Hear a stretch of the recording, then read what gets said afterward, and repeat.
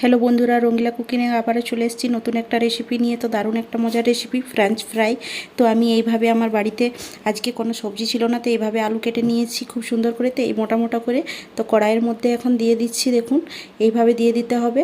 তো এইভাবে French fry খাবেন আপনারা, অবশ্যই আপনাদেরকে খুব ভালো লাগবে। তো এখানে অল্প করে স্বাদ অনুসার নুন দিয়ে দিচ্ছি, তার সাথে 1 গ্লাসের মতন পরিমাণ মতো জল দিয়ে দিচ্ছি।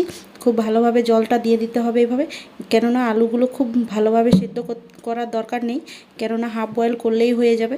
তো হাফ বয়েলের জন্য 10 মিনিটের মতন এইভাবে সিদ্ধ করে নিচ্ছি এখন। তো এইভাবে হাফ বয়েল হয়ে গেছে, এখানে হাফ সেদ্ধ হয়ে গেছে। তো খুব সুন্দর করে জল ঝরিয়ে এখন আমি একটা প্লেটের মধ্যে তুলে নেব। তো এইভাবে আমি এখন প্লেটের মধ্যে জল ঝরিয়ে এইভাবে তুলে নিচ্ছি। তো খুব সুন্দর করে তুলে নিতে হবে। তো এইখানে আমি আলুগুলো খুব ভালোভাবে তুলে নিয়েছি। তো হাফ বয়েল আমার ভালোভাবে হয়ে গেছে এখানে আলুগুলো।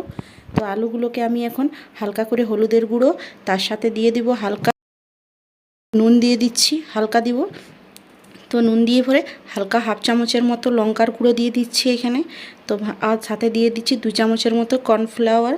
তো এইভাবে দিয়ে পরে খুব ভালোভাবে মিক্স করে নিতে হবে। তো এইভাবে আমি এখন মিক্স করে নিচ্ছি। তো অল্প ভালোভাবে মিক্স হলো না আমার, কেননা আলু আমি খুব ভালোভাবে জল ঝরিয়ে নিয়েছিলাম, তার জন্য অল্প একটু জল দিয়ে খুব ভালোভাবে মেখে নিতে হবে। তো এইভাবে আমি এখন মেখে নিয়েছি খুব সুন্দর করে। তো কড়াইয়ের মধ্যে এখন তেল দিয়ে দিয়েছি গ্যাসের উপরে। তো এখন তেল দেখছি, তেল খুব ভালোভাবে এখন গরম হয়ে গেছে আমার। তো এইভাবে ফ্রেঞ্চ ফ্রাই আপনারা যদি করে খাবেন বাড়িতে, অবশ্যই চায়ের সাথে এইভাবে মুচমুচে হবে আর খেতেও খুব দারুণ লাগবে। তো তেলের মধ্যে আমি এখন এইভাবে ছেড়ে দিচ্ছি, দেখুন এইভাবে ছেড়ে দিতে হবে।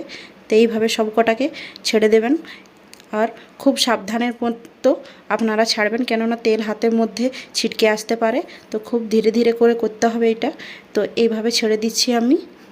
তো এইভাবে যদি ফ্রেঞ্চ ফ্রাই করে খাবেন, অবশ্যই খেতে খুবই মুচমুচে হয় আর খেতেও খুব দারুণ লাগে। আর আপনাদের বাচ্চাদের জন্য তো খুবই ভালো, আর বাচ্চারা তো খুব মজা করে খাবে একদম।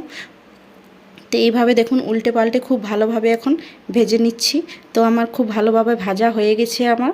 তো এখানে একটা প্লেটের মধ্যে এখন তেল ঝরিয়ে আমি ভালোভাবে এখানে তুলে নিচ্ছি। তো আরও জনগুলো আছে বাকিগুলো, তো বাকিগুলো আমি এইভাবেই এখন ভেজে নেব। তো এই ভাজা আমার হয়ে গেছে খুব ভালোভাবে, একটা প্লেটের মধ্যে এখন সাজিয়ে নিয়েছি।